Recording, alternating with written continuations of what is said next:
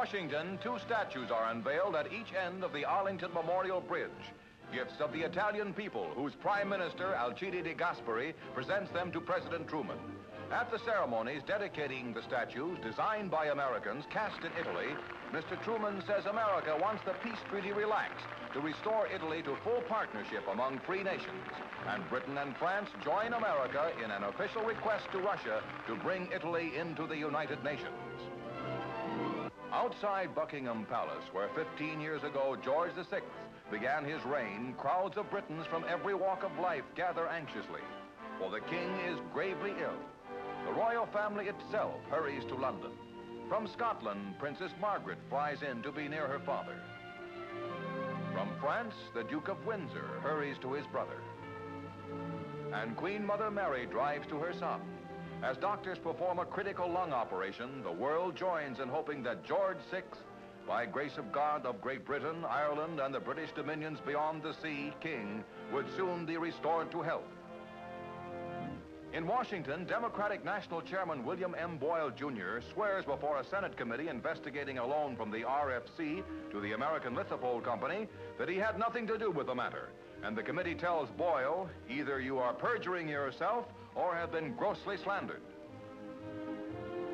At New York's Hotel Astor, 4,000 people sign up for an important kind of health insurance as the variety clubs open their annual Will Rogers Memorial Hospital mass chest X-ray program. Everyone in the entertainment industry is eligible to have a chest X-ray without charge. The program, launched to discover tuberculosis in its early stages, when it can most easily be cured, will be extended to reach entertainers everywhere in the nation and may in time save hundreds of lives. Off a Navy transport onto the soil of San Francisco come 263 Army officers of the Republic of Korea, the first to visit America. Gallant defenders of their homeland through months of bitter war, they will undergo special training in U.S. Army service schools.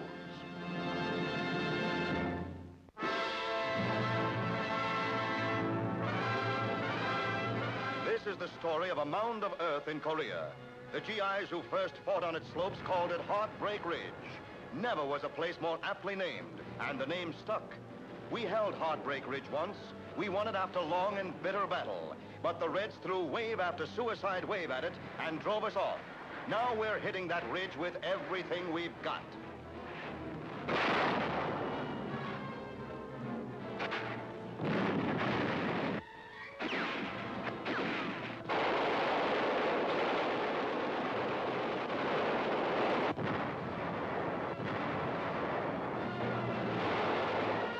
That mound of earth, pockmarked by our artillery and mortars, is a strategic height, towering above communist lines. We won't stop plastering it until only dead Reds remain on Heartbreak Ridge.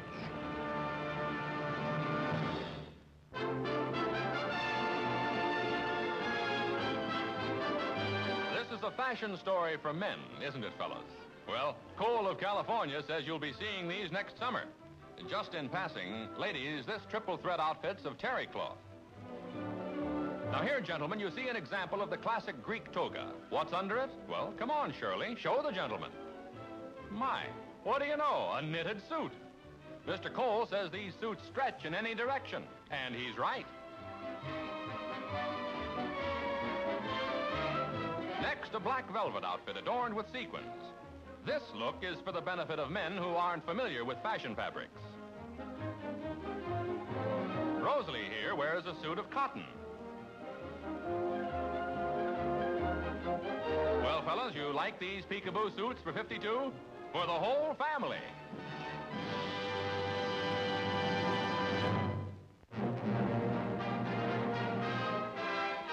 Derby Day in Re Torbido, Italy, and the pride of the province, properly outfitted, stands ready at the post. Ravioli has a message for the betters. The crowd is wild with excitement, and they're off for the biggest purse in Lombardian history. 4 bats of minestrone and all the gorgonzola they can eat. There's trouble. Giuseppe has made a zabaglione with the crowd, and there goes Mezzarella right after him. Down the stretch, it's Martini by a length, with Zamponi right on his heels. And thundering home as the crowd goes frantic, it's Martini by 4 lengths. The winner of this donkey business gets a prize from Rosa. Here, Martini. Come here, Martini. Come here, or I'll send you to the pizza factory. At Los Angeles, the college football season bows in with a bang as Southern California meets Washington State. A Washington State kickoff sails down to Johnny Williams of the Trojans. Starting from his own 10-yard line, Williams makes tracks. He's almost nailed, but wriggles away and heads down the sidelines. 29,000 fans see their first big run of 51 as Southern Cal ties things up with a TD. It's the Trojans again with wingback Al Carmichael doing the sprinting. Al also sticks to the sidelines for a 35-yard touchdown run that makes it Southern Cal 17, Washington State 7. The Trojans steamroll on. Halfback Sears heaves the pigskin to end Don Stillwell. In this Pacific Coast Conference opener, Southern Cal increases its lead to a fat 24-7. The wounded Cougars of Washington State battle back into contention with a 17-yard run by Jim Head. Now a pass, Burkhart to Steinbrunner, but it's too late. Southern Cal wins 31-21.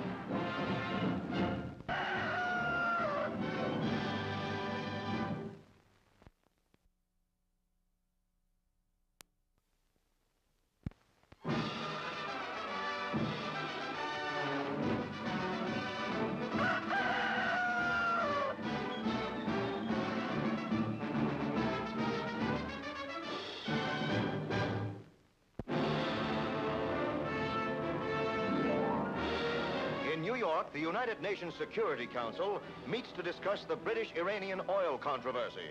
But Iran's Dr. Ali Gholi Ardalan says that the British complaint raised by Sir Gladwin Jebb is not the UN's business. Nevertheless, Council President Muniz orders a hearing. Overriding objections from Russia's Cherapkin, the Council votes stands proudly in the railway yards at Selv, just inside the U.S. zone of Germany. Only a short while before, guided by an iron-nerved Czech engineer and his assistant, it made a break through the Czechoslovakian communist border for freedom. Now, the 31 Czechs aboard who received asylum, among them engineers Konvalinka and Truska, are releasing balloons to their fellow countrymen behind the Iron Curtain. Inside are messages, sponsored by Radio Free Europe, explaining the freedom-loving Czechs' flight because conditions under Red Rule were intolerable. October is traditionally moving time, and the Eisenhowers get a new home. It's in Marne-la-Coquette, where General Eisenhower was recently made an honorary citizen. Mrs. Eisenhower is just getting used to her latest home, which has been decorated by France's National Fine Arts Service. The villa is in the Valley of the Seine, only 10 miles from Paris and close to Ike's Supreme headquarters.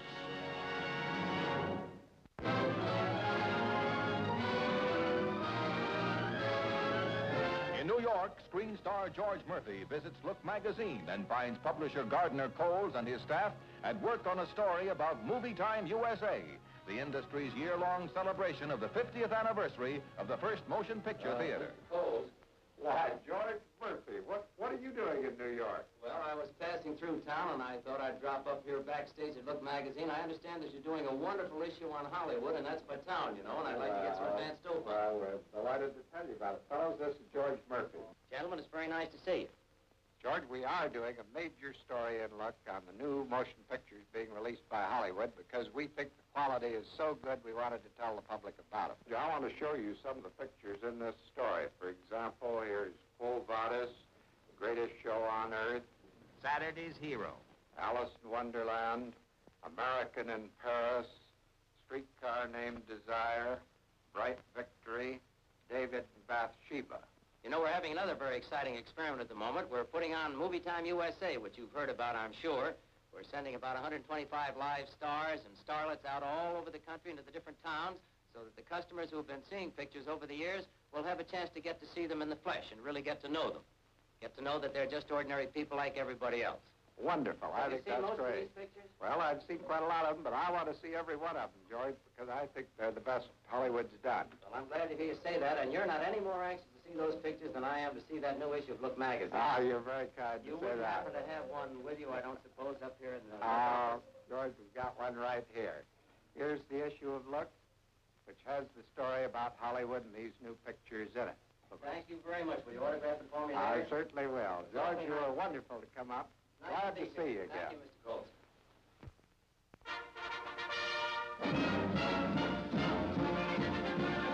It's sudden death Giants and Dodgers in the third and final playoff game for the National League pennant.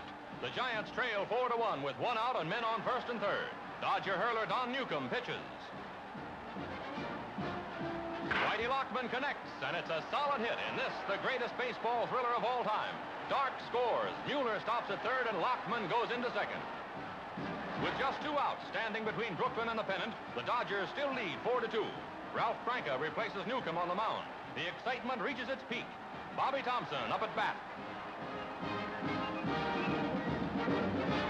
Branca throws, and then it happens. The most dramatic moment in all baseball history. It's a home run and a pennant for the New York Giants. Watch New York manager Leo DeRozier go into delirium at left screen. Teammate Eddie Sankey runs to hug Leo as 3 runs score to give the Giants a 5-4 victory. The greatest reception of all awaits home run hitter Thompson as he comes home, while Leo and Eddie tumble down with glee. Bobby Thompson is carried off in triumph, while almost overlooked in the excitement, the losing Dodgers walk sadly into oblivion for 1951 at least. On August 11th, the Giants, 13.5 games out of first place, weren't thought to have a chance in the world. But in a heart-stopping stretch drive, they caught Brooklyn, tied them for the season, then beat them in the playoff. The team that wouldn't give up is series bound. The very next day, the Giants faced the Yanks in the World Series opener. Yankee manager Casey Stengel and Giant manager DeRozier posed prettily for the cameramen as a crowd of 66,000 packs Yankee Stadium. The Giants start Dave Coslow, while Allie Reynolds is starting pitcher for the Yanks. Giants up in the first, 2 out and 2 on. Whitey Lockman connects, sending out a drive that bounces into the stands for a ground rule double. Hank Thompson scores. The ump motions Monty Irvin to stay on third, but he runs home anyway. Irvin has to go back, but he seems to have home plate on his mind, for suddenly, as the great crowd gasps, he's off. It's the first steal of home in a World Series in 30 years, and it gives the Giants a 2-0 lead. Now the sixth. With 1 out, 1 on, Giant pitcher Coslow sacrifices to send Wes Westrom to second. After Stanky walks, Alvin Dark comes to bat, and wham! The ball keeps going, and it's a home run into the lower left field stands. The amazing Giants have once again struck suddenly and decisively. While Giant fans hope they never wake up from a happy baseball dream that's been going on for nearly 2 months, Westrom, Stanky, and Dark come in. The Giants wallop the Yankees 5-1 in the series opener.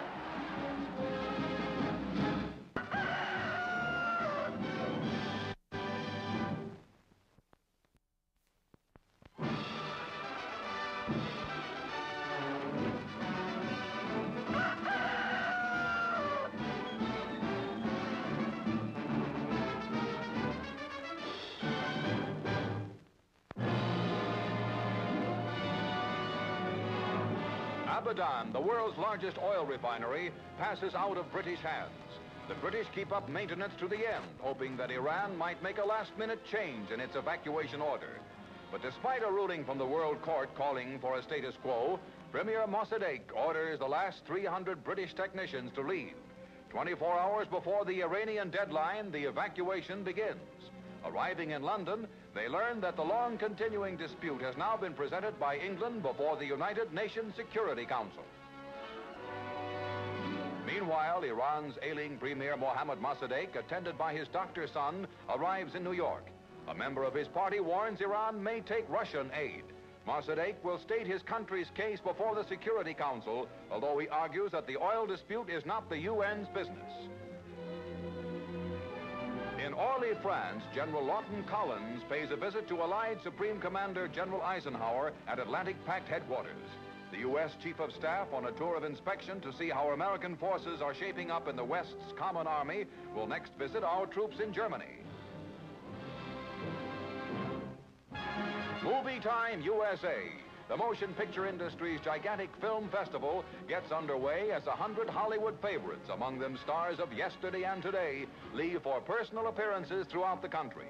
Soon, more than 250 stars and starlets, writers, directors, and producers, including some of the most famous in the film world, will be on tour from coast to coast in the one-year $1 million campaign. Some of them will be visiting your town.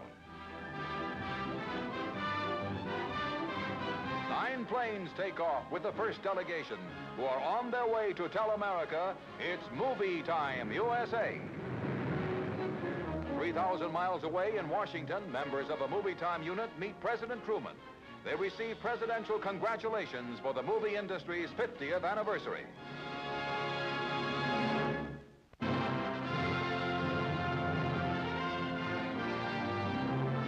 Boeing Stratocruiser sets down in Montreal, bringing to Canada two of its most important visitors, Princess Elizabeth and Philip, Duke of Edinburgh.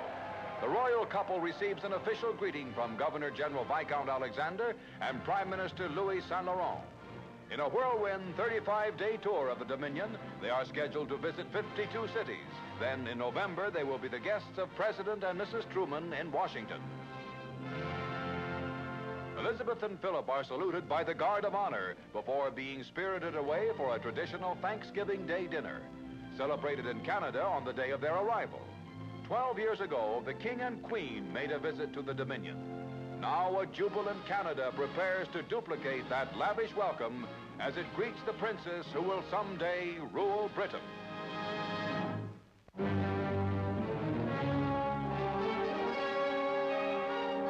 This is Operation Summit, the first time in actual combat operations anywhere that a hilltop has been taken by helicopter. As part of the UN's new autumn offensive, giant Sikorsky H-19s land an entire Marine unit, fully armed, on a section of Heartbreak Ridge. There's no need for the usual tortuous uphill fight. These Marines land on top, and they land ready for battle. For the helicopters, it's a continuous round-trip operation. After men of the 1st U.S. Marine Division have been landed swiftly and in force, the copters return with supplies, including hand grenades, which can be put down as gently as a crate of eggs. In history's first combat airlift by helicopter, the hilltop objective is captured without the loss of a single man.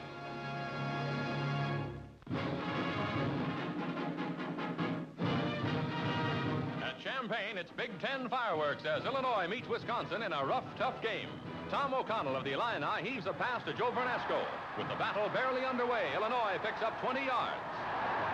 Now, climaxing a 71-yard drive, Johnny Karras hurdles across the goal line to pay dirt. And 5 minutes after beginning, Illinois has a 7-0 lead. Wisconsin comes back with a fumble that eventually pays off for Wisconsin. The Badgers drop the ball, and the Illini recover on their own 12. But the recovery just means trouble, for now Illinois fumbles. Jim Hammond recovers for the Badgers behind the goal to score a Wisconsin touchdown while barely moving from his tracks. Wisconsin's 10-7 lead looks mighty big as the game enters its final quarter. Then, lightning strikes. Illinois quarterback Don Engels flings a desperation pass. It bounces from one receiver to another for a 30-yard gain. Karras takes the ball over, and Illinois beats Wisconsin 14-10. Onto the field at Annapolis charges Navy to meet Princeton, nursing the longest winning streak in college football. While boats sail placidly nearby, bedlam breaks loose. Dick Kazmar connects with George Stevens for the second Tiger touchdown in the first 7 minutes of play. Princeton 14, Navy nothing, noise terrific.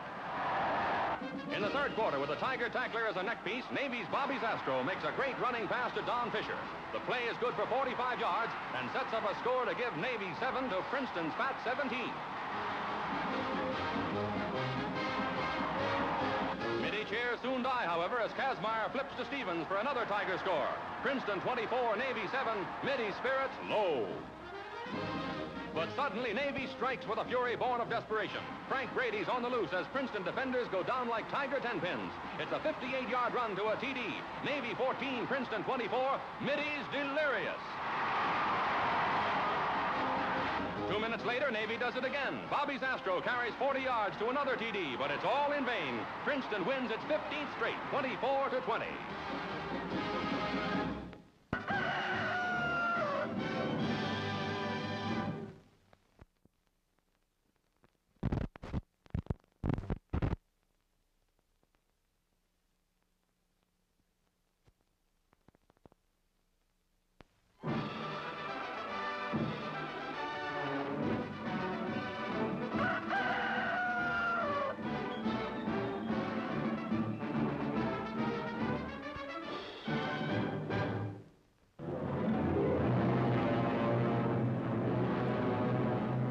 Panmunjom, UN and Communist liaison officers meet to arrange new full-scale peace talks after a 2-month suspension. But the Reds continue their stalling tactics. and both sides issue no progress reports. In the field, the United Nations has more success. An offensive by 3 divisions, including South Koreans and a Colombian battalion, smashes at the Reds' iron triangle under heavy fire. The communists are spotted, and UN forces move up to pour their concentrated fire on the Reds. Flamethrowers burn out enemy trenches.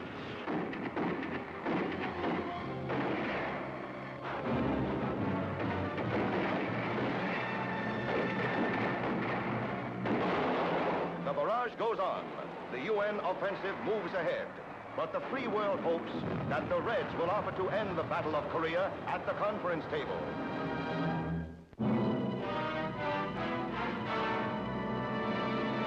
Iran's ailing Premier Mohammad Mossadegh consents to pose for the press from a wheelchair in a New York hospital.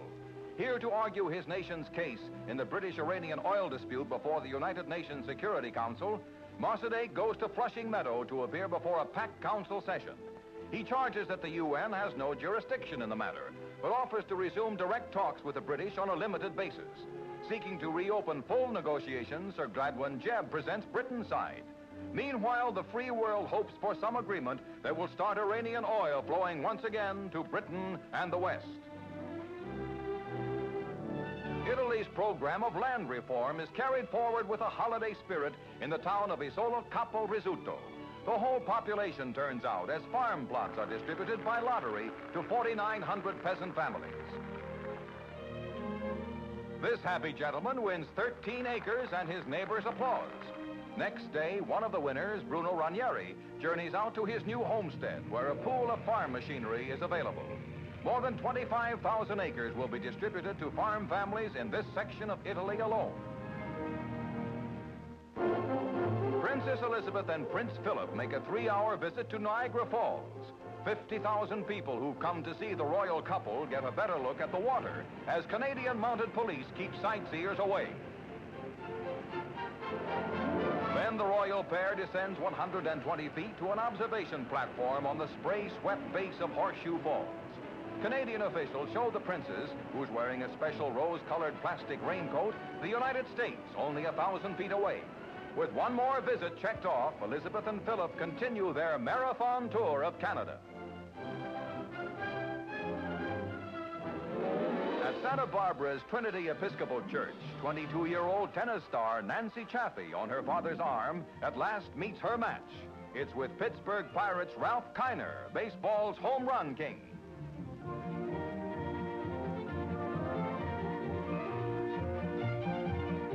Hank Greenberg of the Cleveland Indians is best man. Ralph and Nancy, who is the 6th-ranking woman tennis player, met for the first time on a sports program last winter. Now they move the sports news to the society page. American Legion Commander Earl Koch and National Auxiliary President Reed arrive in Miami for the 33rd Annual Legion Convention. Hurricane warnings fail to dampen the spirits of 50,000 Legionnaires as at night they stage their traditional 40-and-8 parade.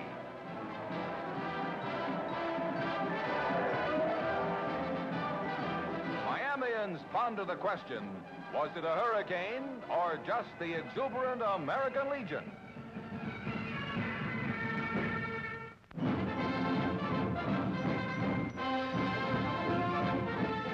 Philadelphia, it's Princeton versus Penn, with the Princeton Tigers fighting to maintain the longest major power winning streak in the nation. Penn has the ball. Bones Adams passes, but Jack Newell intercepts. The Tigers, already leading 6-0, start roaring anew as Newell dashes 15 yards to Penn's 45. Triple threat tailback Dick Kazmar heaves to George Stevens for another Princeton first down before 60,000 roaring fans. Keep your eyes on this aerial thriller. Kazmar's pass is fingertipped, juggled, and held by Frank McPhee. Frank's going over to give Princeton a 13-0 edge. Pennsylvania's Jaffers laterals to Bossler as the Quakers answer back in a game marking the 75th anniversary of their first football battle. The Tigers were the enemy then, and they're the enemy today as Penn's Cornog connects with Moses. But Princeton wins 13-7. At South Bend, it's a nightmare of flying pigskins for the Irish as Notre Dame meets SMU. Flinging Freddie Benners gets the range and sends one out to Benton Musselwhite.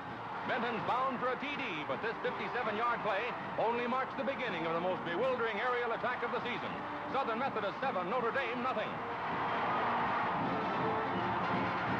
From their unusual I formation, Notre Dame quickly replies by springing loose Paul Reynolds. Paul covers 29 yards to pay dirt. Notre Dame gets 6 to SMU 7. The Irish pull even in the second quarter with a pass of their own. John Mazer sends it to Chet Ostrowski, and the score is all tied up, 13 to 13.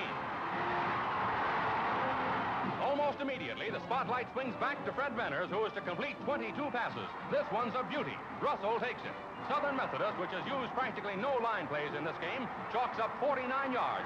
It's a sad day for the Irish as Venners, perfectly protected, fires to Ben White. SMU stops Notre Dame 27 to 20.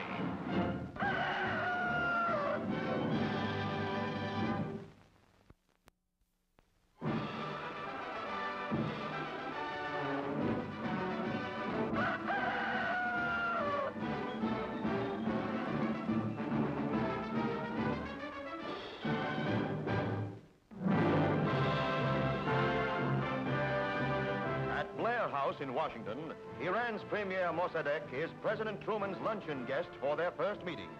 The Premier is urged to try for peaceful agreement in the quarrel over Iran's nationalization of British oil holdings. And the world hopes that from this friendly get-together, some solution will emerge. In Washington's Walter Reed Hospital, it's a moving and joyful reunion as far as General Mark Clark and his family are concerned, greeting 26-year-old Major William D. Clark on his return from Korea. The son of the Chief of Army Field Forces was 3 times wounded in the fight for Heartbreak Ridge. In Buenos Aires, a cheering crowd celebrating Argentina's Loyalty Day hails ailing Senora Evita Perón. After presenting his wife with a medal, President Perón embraces her for the first time publicly. Then he proclaims that Loyalty Day would now be called St. Evita Day, and thousands dutifully hail Argentina's president and his wife. Pakistan mourns its premier, Liaquat Ali Khan, the victim of an assassin's bullet. 500,000 Pakistanis shuffle by the body of the man who had aligned his country with the West. Many of these mourners have walked for miles to Karachi from isolated villages to pay their last respects to the leader of the Muslim nation of 80 million people. To a shocked and sorrowful nation only 4 years old, Liaquat was Pakistan.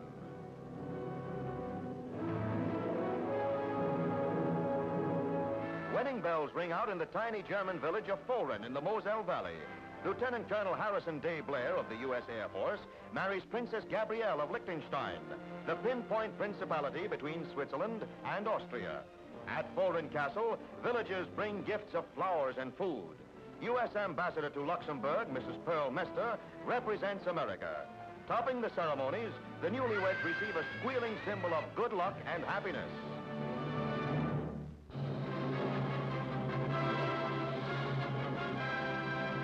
Celebrates its 6th birthday by lighting up not candles, but the windows in its Manhattan headquarters. For stamp collectors, United Nations Day has a special importance. In its own post office in the headquarters, the UN sells its own stamps, and eager philatelists declare they won't be licked in the struggle to get the first issues. In Washington, in another phase of the UN Day celebration, President Truman greets veterans from 19 nations battling the Reds in Korea. The president draws a chuckle when he tells them, "If anyone doesn't treat you right, why, you tell me." Later, the veterans touring the country as an example of international fellowship go to the steps of the Capitol to hear Secretary of State Dean Acheson.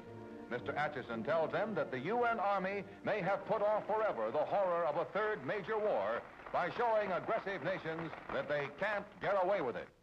And therefore the United Nations has taken on a virility and life which it would never have gained if its path had been easy.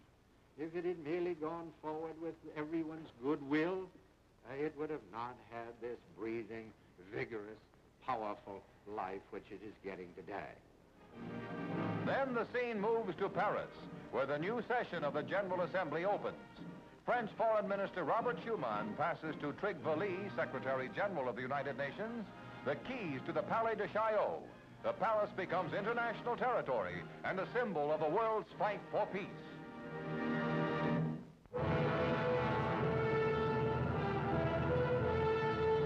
In Korea, American artillery opens up. The target is Bloody Ridge.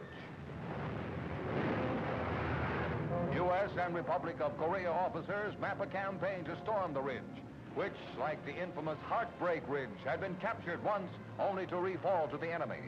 In these remarkable combat films, men of the ROK 5th Division advance through the brush under enemy sniper fire.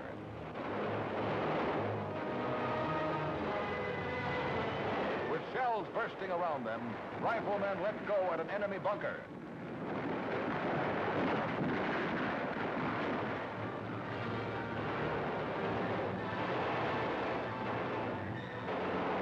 The red inmates of the bunker are flushed out, hands up. In the gathering dusk, the battle for Bloody Ridge continues as a communist counterattack is fought off.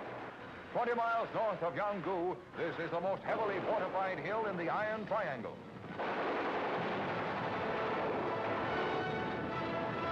Flares are set up to spot the enemy, but the Reds are finished and Bloody Ridge is ours.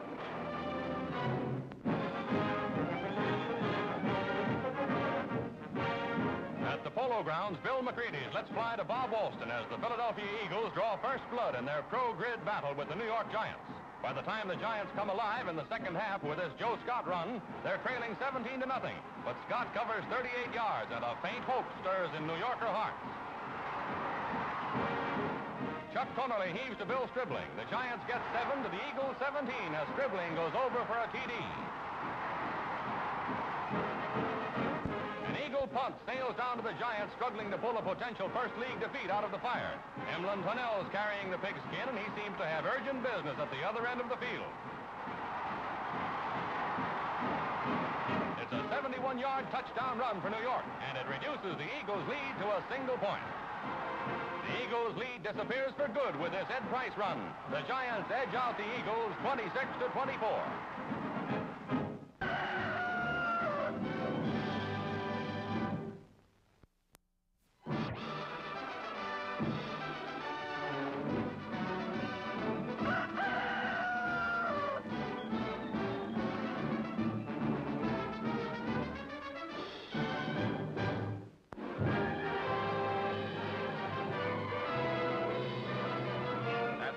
Ontario, a famous couple meets a famous quintet.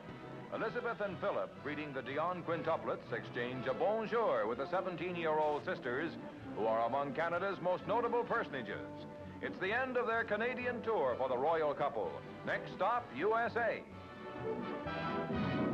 The flying visit to Washington provides Princess Elizabeth's first look at the United States, and vice versa.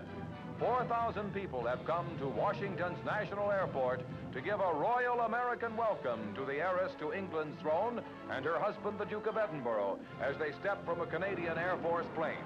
She wears a raspberry red coat and a brand new velvet hat.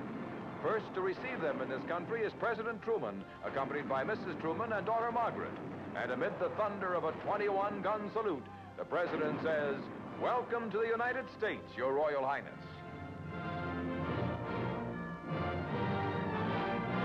Philip renews his acquaintance with Margaret Truman as an honor guard puts on a show for the guests from Britain. From the airport in an open car begins a 7-mile procession through the capital streets. The princess riding by the side of the president. He chats in fatherly, informal fashion with her, calling her my dear. Philip, Mrs. Truman, and Margaret follow in another auto.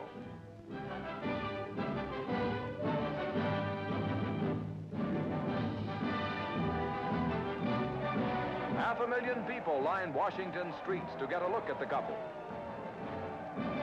Elizabeth's schedule is a crowded one, and she barely has time for a change of costume before hurrying to a press conference to thank America for its welcome. My husband and I thank you for this welcome to Washington. Seeing so many of you here brings home to us in a vivid way the vast scale of the press, radio, television, and newsreels of this country. And I want you all to know how deeply my family and our whole country were moved by the sympathy and, I might say, affection shown to my father, the King, by the people and press of the United States during his recent illness. Elizabeth and her husband find that America's easygoing ways are easy to learn.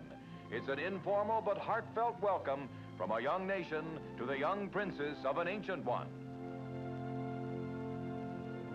Like any other couple, they go sightseeing, with Mount Vernon a must. Elizabeth lays a wreath on the tomb of George Washington, who fought the armies of her ancestor, George III. Then in Arlington National Cemetery, another wreath is placed on the tomb of the unknown soldier as the royal couple pays tribute to Americans who gave their lives fighting for their country. In a spirit of solemnity, but of friendship too, Princess Elizabeth of England and her Duke end their visit to the United States.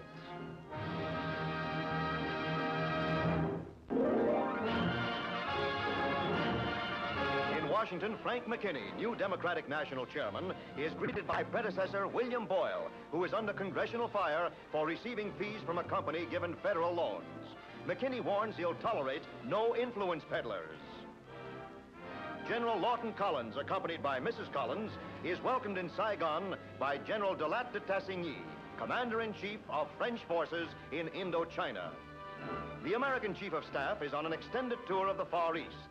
Collins' visit to Indochina indicates new U.S. support in the struggle against the Soviet-recognized Viet Minh. From the Korean truce talk village of Panmunjom comes encouraging news as the communists end the deadlock by proposing a new armistice line. Captive balloons ride the skies as markers to keep planes away from the neutral area. Every effort is made to prevent any incident which might halt negotiations. The Red delegates arrive. In the circus tent where the meetings are held, they agree with the UN negotiators on where to stop the fighting across half of Korea. Meanwhile, a disaster ironically produces American truce talk casualties. 14 8th Army engineers are injured by an exploding hydrogen-filled balloon close to the conference site.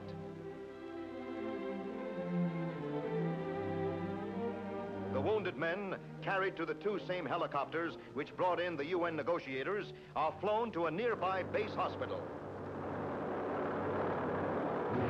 On the front, U.S. Marines make perfectly clear to the enemy the advantages of a truce with the biggest rocket barrage of the war.